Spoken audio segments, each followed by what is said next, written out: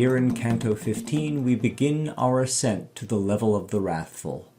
To the left and the right we see the sleepy-looking envious. The way up is guarded by an angel whose radiance makes Dante shade his eyes. As the poets proceed, Dante sees visions of meekness, the virtue opposed to anger. We are not shown the historical examples of forbearance, but are compensated by the image of Dante looking up in ecstasy at what he alone sees. At top, a dreaming Dante echoes the text which compares him to a sleepwalker. Dante's downward look as he mounts the stairs is not a final glance at the envious, but an attempt to make out the jagged, narrow path leading into the dark region of the wrathful.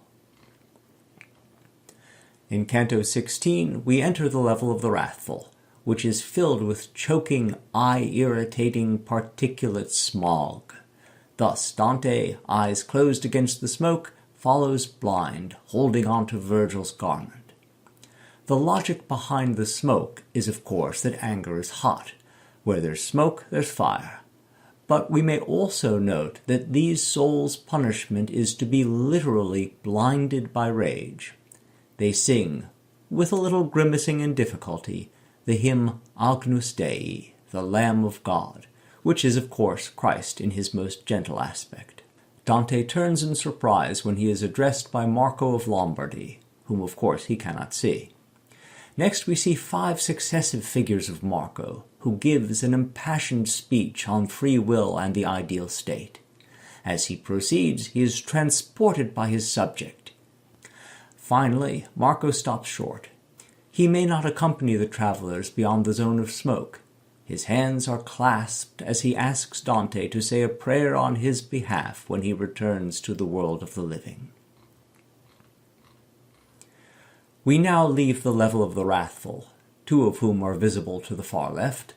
As the poets emerge from the dense smoke, which Botticelli hasn't yet rendered, Dante has interior visions of anger punished, thus his sleepwalker appearance.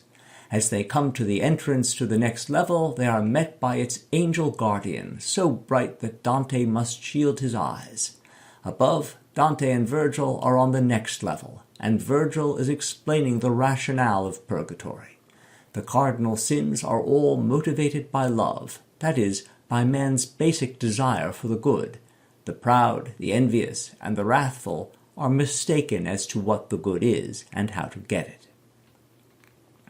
We are now, as Virgil explains, in the middle tier of purgatory, occupied by those who had too little love, too little drive to seek the good, that is, the lazy.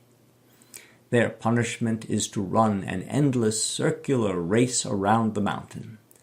In the poem they are compared to the frantic worshippers of Bacchus, who galloped in ecstatic mobs, singing hymns to their deity.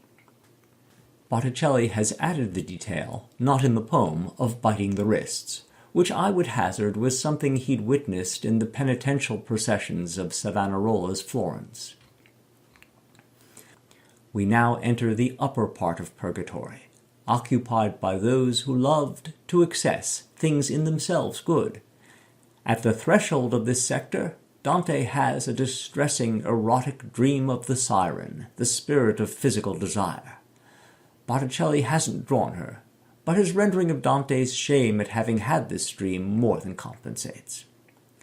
The poets mount the angel-guarded stairs and find themselves among the greedy. Their inordinate attachment to material goods is punished by being made to lie on the ground, literally prostrated before the physical world they metaphorically worshipped. Here Dante meets a pope. We see Dante kneeling in reverence to the office, if not its holder. As the travelers leave, we see Virgil calming the new doubts and questions that have arisen in his charge.